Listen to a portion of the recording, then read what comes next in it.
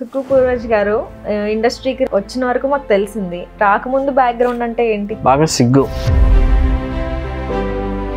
కంపెనీలో SAP financial controlling consultant work చేసి ఆ బాస్ ఏదో అన్నాడని చెప్పేసి రిజైనింగ్ లెటర్ రాసి వచ్చేసాను. ఎక్కడికి వెళ్ళినా నాకు సినిమానే లాగేస్తూ ఉందన్నమాట. అలా నేను లాస్ట్ జన్మలో ఎక్కడో సినిమా దగ్గరికి వచ్చి ఫ్యూజులు కొట్టేసినట్టున్నాయి. I believe that. అది కూడా మా నాన్నగారి క్యాన్సర్ చనిపోయారు ఇక్కడ ఒమేగా హాస్పిటల్స్లో. ఆయన డెడ్ బాడీ ఇటు నుంచి వైజాగ్ వెళ్తుంది అంబులెన్స్లో. నేను ఇటు నుంచి శుక్ర నరేషన్కి బయలుదేరా. Fast next day afternoon బయలుదేరలేదు.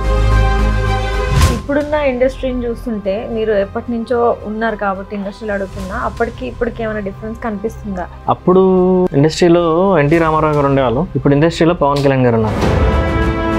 ఆ ఇండస్ట్రీకి మధ్యలో రన్ చేయడం మొత్తానికి చిరంజీవి గారు.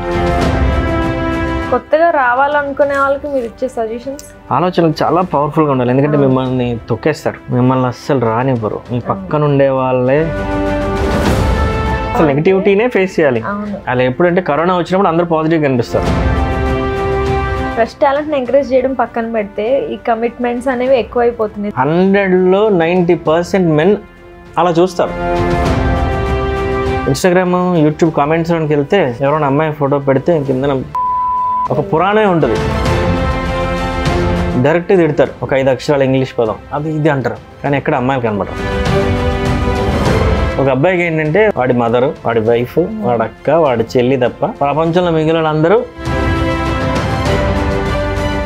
మిమ్మల్ని చూస్తుంటే నాకు మీలో ఒక ఆర్జీవి స్టైల్ కనబడుతుంది sir. Actually is a great technician. 50% of the crowd ఆడియన్స్కి ఆయన చెప్పింది కరెక్ట్ అనిపిస్తుంది.